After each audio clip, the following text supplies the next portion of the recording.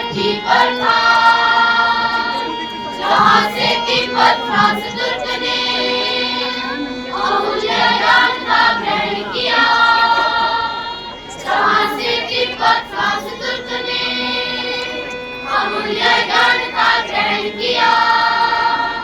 राम नालंदा ज्ञान का सागर भारत की पावन धरती पर था, राम नालंदा ज्ञान का सागर।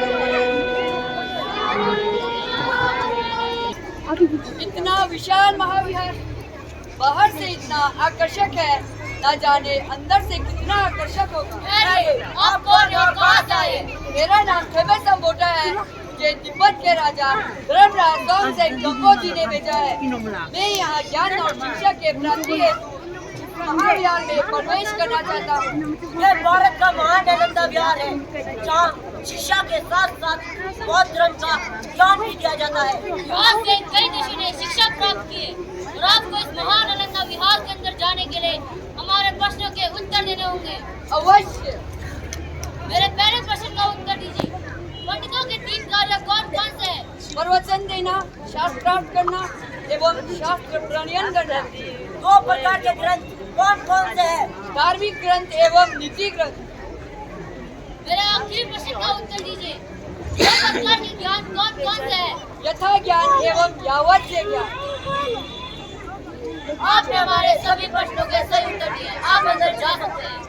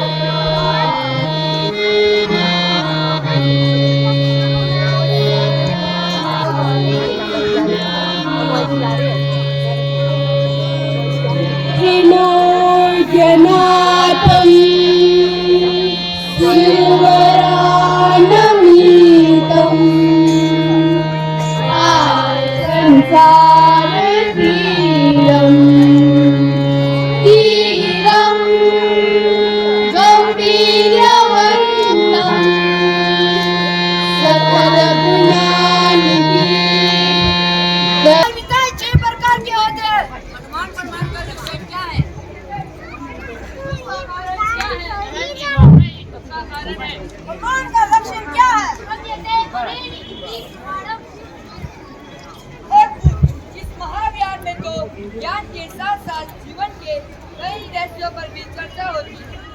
नमस्कार, मेरा नाम खेमे संबोटा है और मैं यहाँ का नया छात्र हूँ। आपका स्वागत है। जब भी यहाँ पर कोई किसी से पहली बार मिलता है तो कहता है नमो बुद्धाय। क्या आप मुझे व्याख्यान का विचार रास्ता बता सकते हैं? आइए।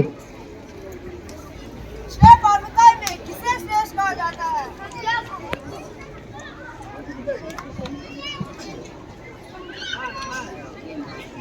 की शिक्षा की शुरुआत करता है। वो पुस्तकालय में, अध्ययन कक्ष में और कभी कभी एकांत में चिंतन मनन करता, और जब कभी उसे किसी प्रश्न का उत्तर ना मिलता तो वो व्याकुल हो जाता। तब नालंदा विहार के महान आचार्य कमलशील और शांता रक्षित उसकी सहायता करते। समय बीतता गया और एक दिन ऐसा आया जब संबोटा की शिक्षा पूर्ण हो गई और अब वह भारत की अमूल्य ज्ञान को तिब्बत ले जाने के लिए पूरी तरह से तैयार था।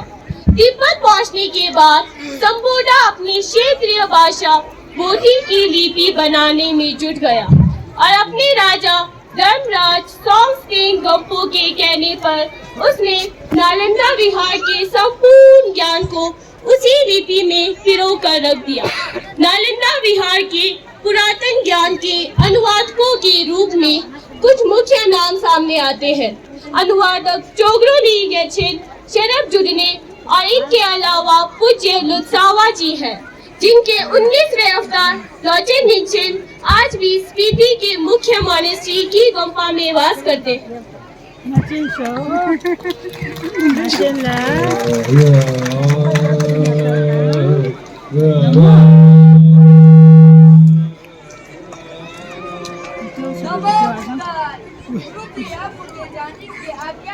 मंगल हो।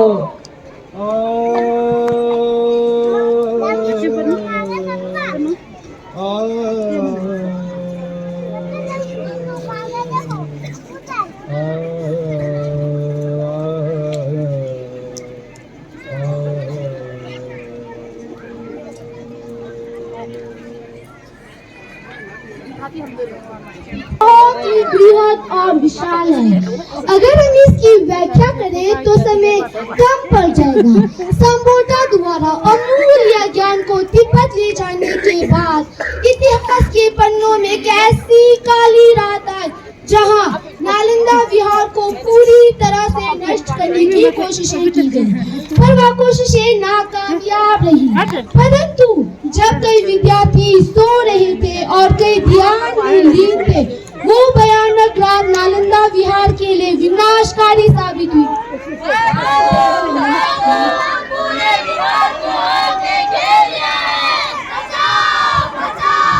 आक्रमण कोई भी बचने न पाए, सभी मूर्तियों को तोड़ दिया जाए। सबसे पहले इन काफिरों के पुस्तकालय को जला दिया जाए।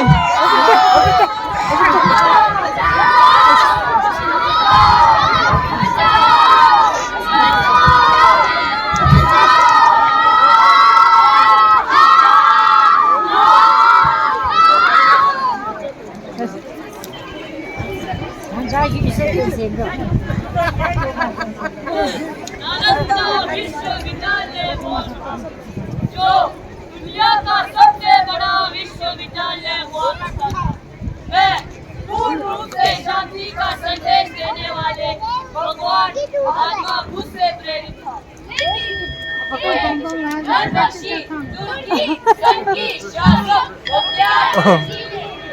पूरे प्रांगण को जलाकर महीनों तक मैं चलता रहा, किसी ने मेरी सुन नहीं। मुझे सबसे अधिक तकलीफ तब हुई जब मेरे पुस्तकालय में आग लगा दी गई। मेरा यह पुस्तकालय 6 महीनों तक चलता रहा और भारत का सुनहरा भविष्य जलकर राख राख हो गया। मैं तो शांति सभी अमूल्य पोथी पत्रों को छिपा देता, ताकि हमारी आने वाली पीढ़ी हजारों सालों की मेहनत को पढ़कर प्राप्त कर सके। लेकिन मैं नहीं कर सका और इस तरह से मेरे स्वर्णयुग का अंत हो गया।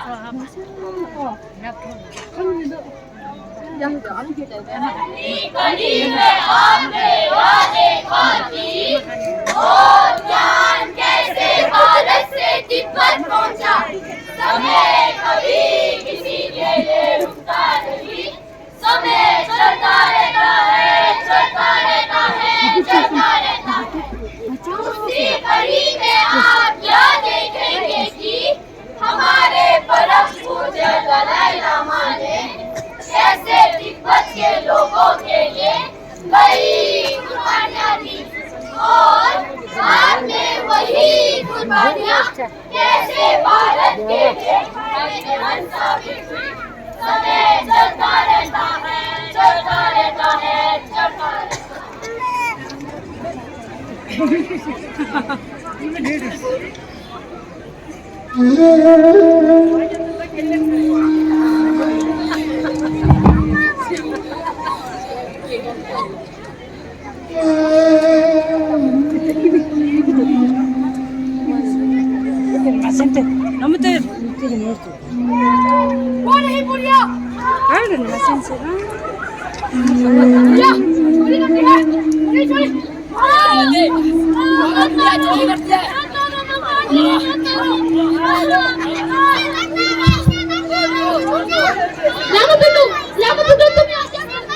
तुम यहाँ क्या करो? चलो यहाँ से।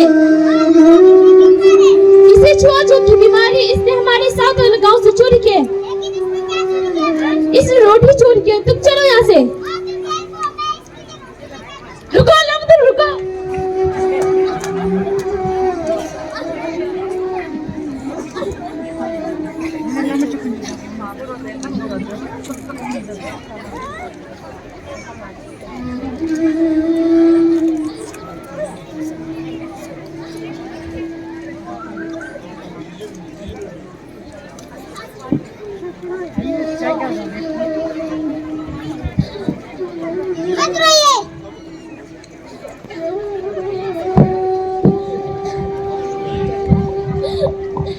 खाना खाइए।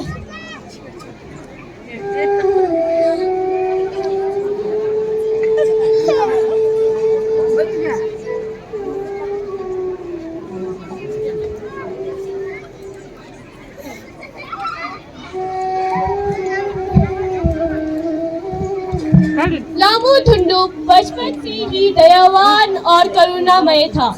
2 वर्ष की आयु में उनकी 4वें दलाई लामा के रूप में पहचान हुई और उन्होंने लासा से अपनी शिक्षा की शुरुआत की। चीनी आक्रमण के बाद 17 वर्ष की आयु में उन्होंने अस्थायी रूप से अपनी राजनीतिक पद को धारण किया।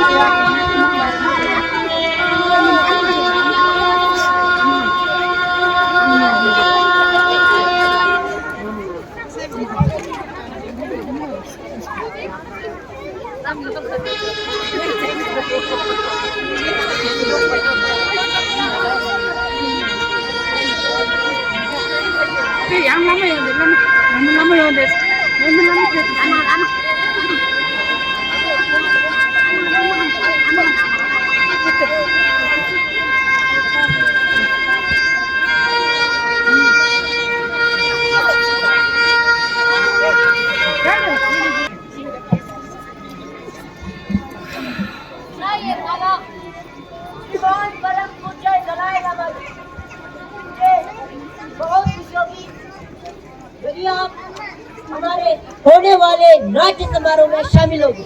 धन्यवाद। आपका प्रिय माँ जदम। खाला, आप उनके लिए पर्दा लिखिए कि हम इसके बारे में जरूर सोचेंगे। जी गुरुदेव।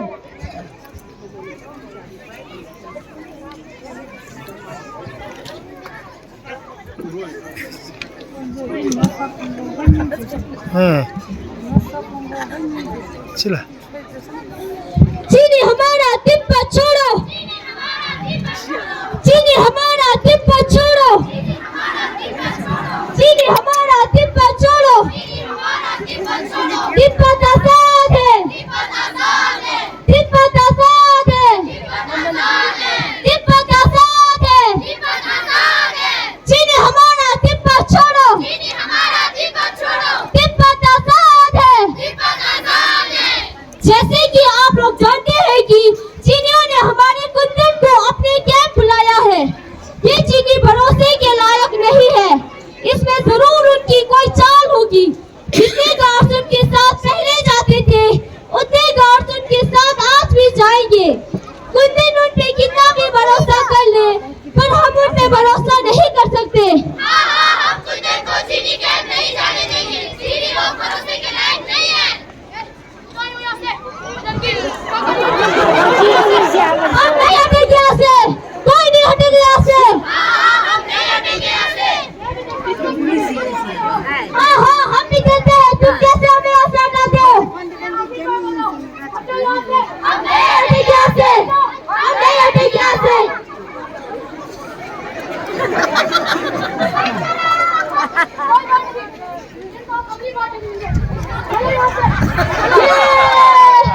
चीनी हमारा तिब्बत छोड़ो, चीनी हमारा तिब्बत छोड़ो, चीनी हमारा तिब्बत छोड़ो, चीनी हमारा तिब्बत छोड़ो, तिब्बत आजाद है, तिब्बत आजाद है, तिब्बत आजाद है। तिब्बत आजाद है।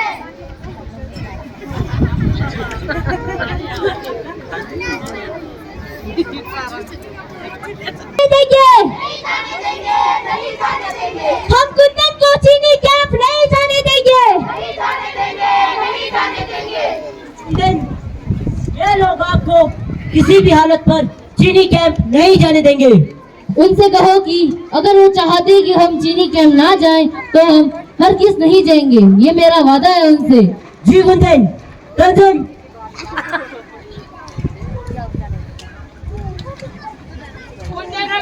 नहीं जाएंगे। कुंदन, आपको चीन से खतरा है, आपको यहाँ से चले जाना चाहिए। चले जाना चाहिए, चले जाना चाहिए। कुंदन, आपको चीन से खतरा है, आपको यहाँ से चले जाना चाहिए। चले जाना चाहिए, चले जाना चाहिए। आपको यहाँ से जाना है, यदि आपको कुछ हो गया तो ये दिक्कत खत्म हो जाएगा। इन लोगों का प्यार और स्नेह देखकर मैं कैसे जा सकता हूँ? मैं मजबूर हूँ, मैं अपने लोगों को छोड़कर नहीं जा सकता। नहीं गुंजन, हमें और तिब्बत के सभी लोगों को लगता है कि आपका यहाँ से जाना बहुत जरूरी है। शायद आप सब सही कहते हैं। यदि मैं नहीं गया तो हालात और बिगड़ जाएंगे। खाला, हमारे जाने का बंदोबस्त करो। जी गुंजन।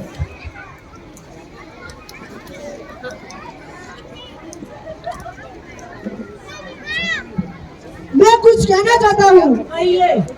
हमें लगता है हमें हमारा सोना और सभी कीमती चीजें साथ ले जानी चाहिए। नहीं, मुझे लगता है कि हमारे लिए सबसे मूल्यवान चीज हमारा ज्ञान और ग्रंथ है। हमें वही साथ लेकर जाना चाहिए और कुछ भी नहीं। क्या गुंजन,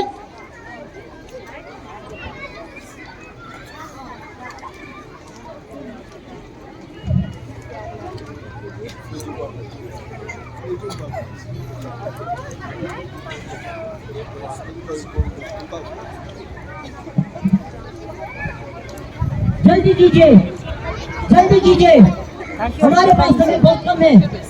जल्दी कीजिए, जल्दी कीजिए।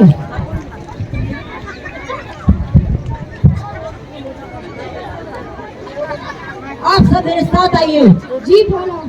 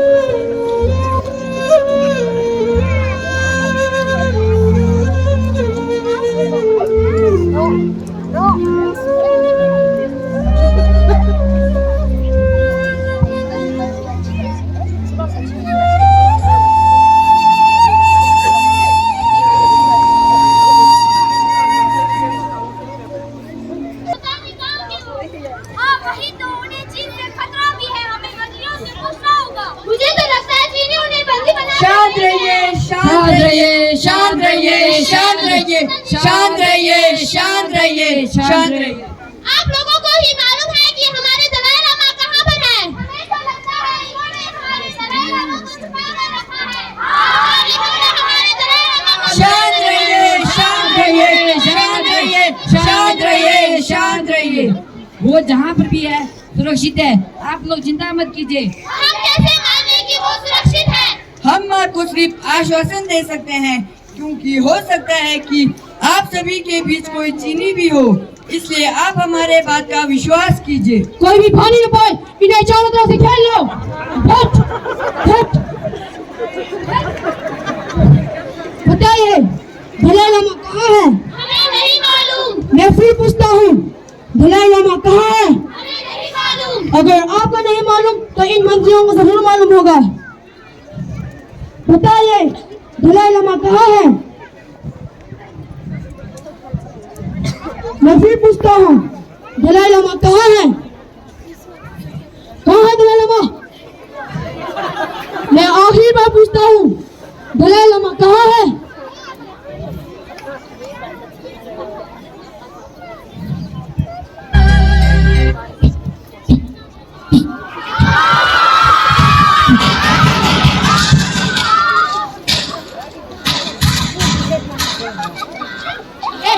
चलो यहाँ से।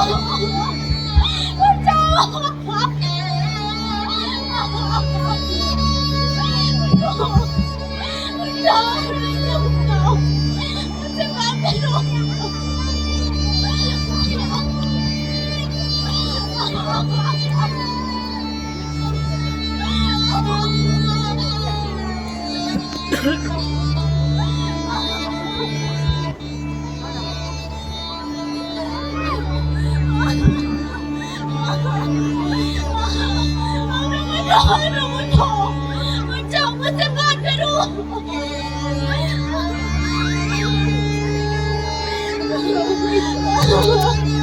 मुझसे बात करो, मुझसे बात करो।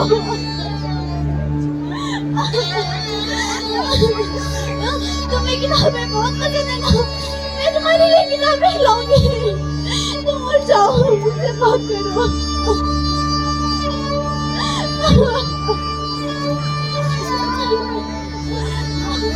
ये मुझसे बात करेंगे ना, हम लोग बोलिए ना, ये मुझसे बात करेंगे ना। हम लोग बोलते क्यों नहीं, बोलिए। मुझसे बात करेंगे ना।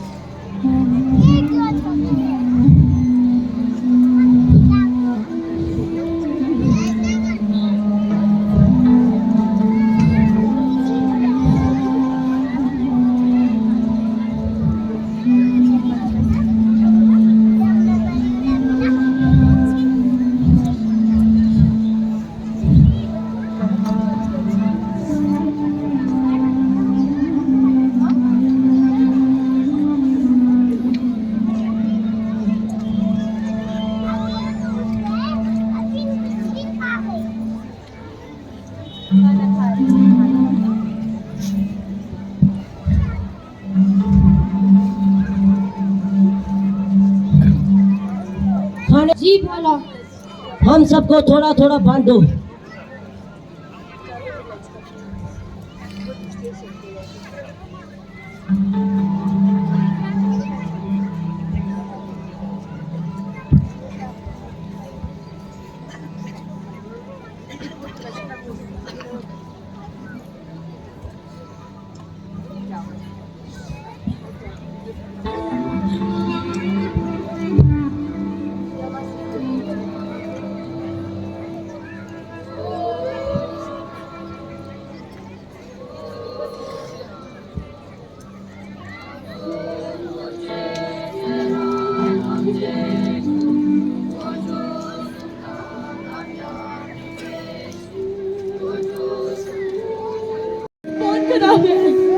तुम्हें कैसे मालूम? मैं अभी लसन से आई हूँ कुंदन, और आपके जाने के 2 दिन बाद नूरमुलिक का तबाह हो गया और चाइना वालों ने हमारे तिब्बती सरकार को खत्म करके अपने सरकार को स्थापित कर दिए कुंदन। अब आपको हथियार उठाना ही पड़ेगा कुंदन।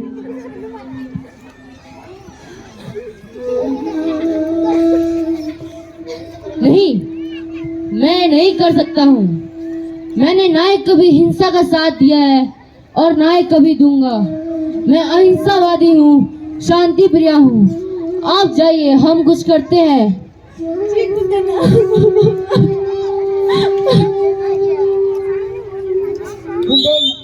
अंधेरा होने वाला है, हमें आगे बढ़ना चाहिए।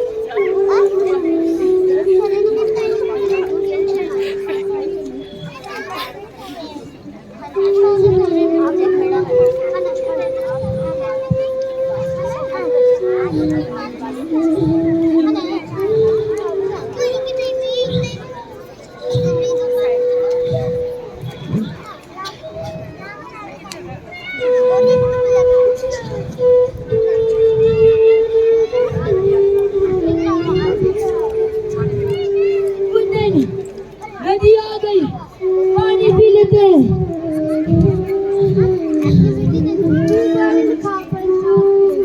आसमान को छूती पहाड़ियाँ और तेज नदियाँ भी हमारे कुंदेन का रास्ता नहीं रोक पाए। रास्ते में उनके शरीर को तरह तरह के बीमारियों ने घेर लिया।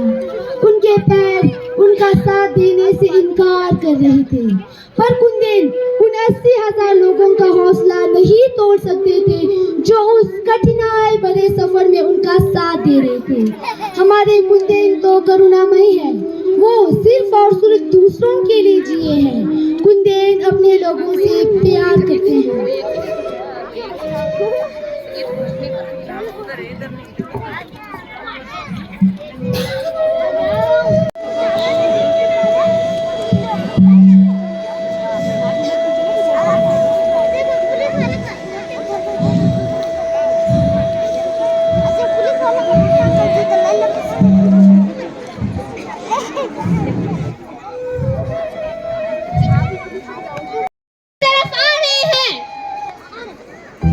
हाँ, बहुत तादाद में लोग आ रहे हैं। कौन हो सकते हैं?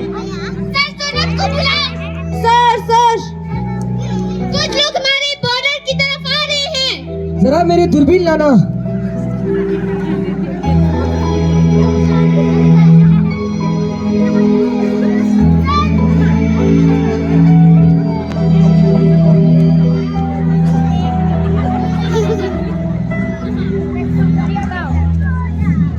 यहाँ तो बहुत तादाद में लोग आ रहे हैं, मगर ये हो कौन सकते हैं?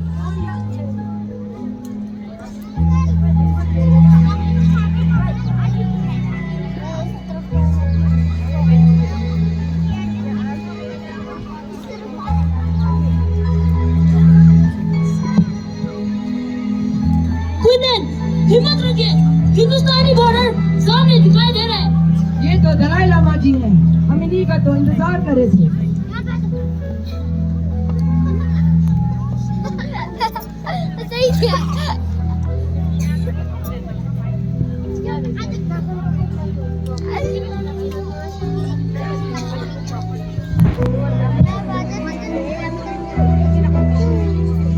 नमस्कार, आपका भारत की धरती पर स्वागत है। हमें पहली खबर मिल गई थी कि आप आने वाले हैं। आइए।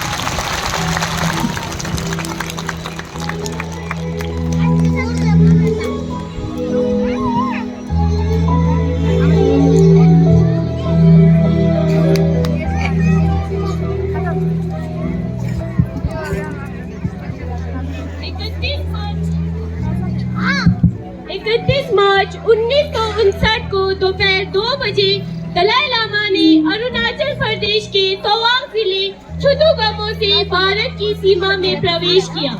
6 अप्रैल को तवांग के जिला कमिश्नर हरमिंदर सिंह ने दलाई लामा जी को पंडित जवाहरलाल नेहरू का संदेश दिया कि हम आपका भारत की धरती पर स्वागत करते हैं और भारत की धरती पर सही सलामत पहुंचने की बधाई देते हैं।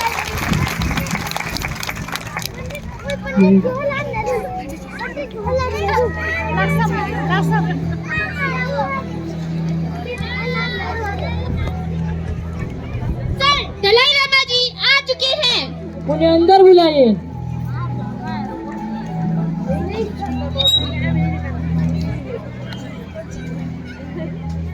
नमस्ते दलाई लामा जी। नमस्ते नेहरू जी।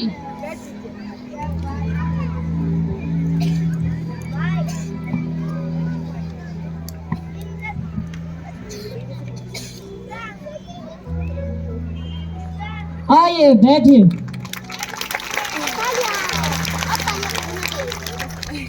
हम आपका भारत की धरती पर तहे दिल से स्वागत करते हैं। हम जानते हैं इन दिनों तिब्बत में खून के आंसू रोए। तिब्बत हमेशा से एक शांतिपूर्ण देश रहा है।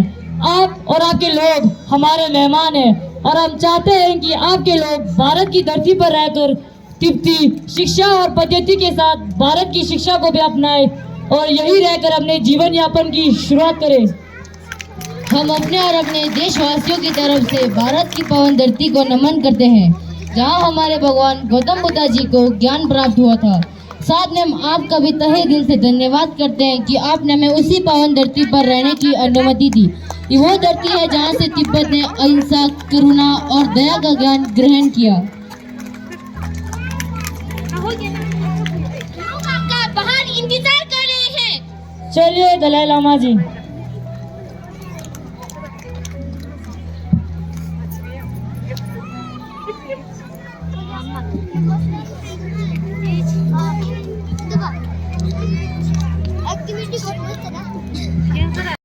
विलुप्त हो गया था।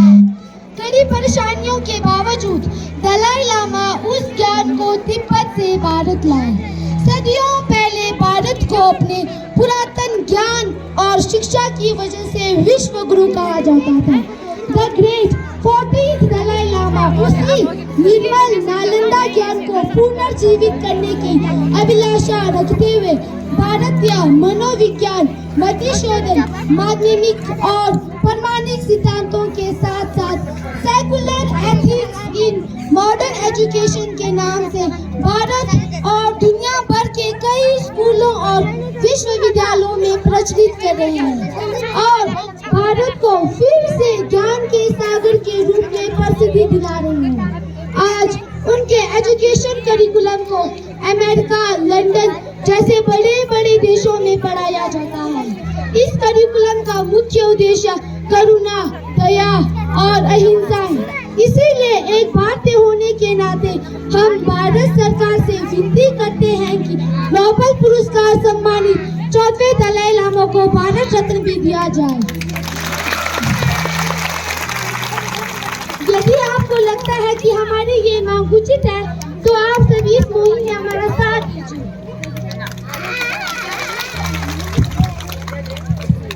नालंदा परंपरा के